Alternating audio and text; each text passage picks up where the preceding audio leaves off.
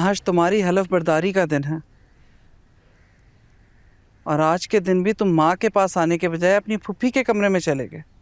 तबीयत खराब है उनकी, साफ चेहरे पे दिखाई दे रहा है, जाना ही था उनके पास। नहीं बादशाह, तुम हमेशा से यही करते हो। तुम हमेशा अपनी फूफी को अपनी माँ पे तरजीह देते हो। आज के दिन, जिस दिन तुम्हें पहले अपनी माँ के पास आके दुआएं लेनी चाहिए थी, तुमने अपनी फूफी को चुना, उस खुर्शीद को।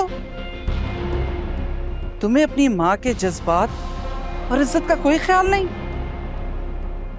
बात अहमियत की नहीं है, जरूरत की है। और आज उनको हमारी सबसे ज्यादा जरूरत है। उनकी शक्ल पे नजर आ रहा है दुख, जो शायद आपको कभी नजर ही ना है। तो ये दुख और तकलीफ उसने खुद चुनी है, हमने नहीं, बल्कि खुद उसने अपने आप को जबरदस्ती उस कमरे में बंद किया है। आपको पता है मसला क्या है सबसे बड़ा? कि आपने इस घर की रवायात, असूल और अपनी अना को हर चीज से ऊपर रखा।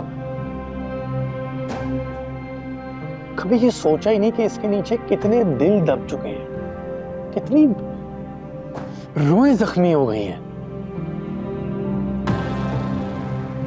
एक लम्हे के लिए अगर आप अपनी अना को एक तरफ करके देखें और समझने की कोशिश करें ना अम्मा पापा को, तो शायद आपको भी उनका दुख नजर आए। जो बगावत इस हवेली की रवायात के आड़े आती है, उसे इसी तरह कुचल दिया जाता है।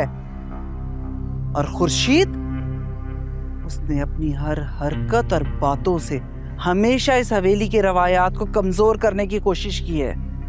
अम्मा, अगर हमने अपनी इन रवायात को इंसानों के सुकून और खुशियों से और ज्यादा इंपॉर्टेंस दी ना, तो हमारी रूह खो जाएगी।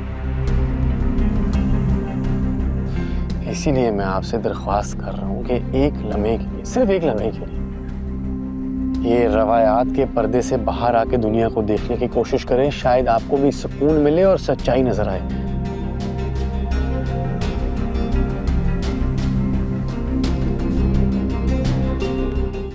देखिए ड्रामा सीरियल गुलाम बादशाह सुंदरी पीर और मंगल रात 8 बजे सिर्फ ग्रीन एंटरटेनमेंट पर।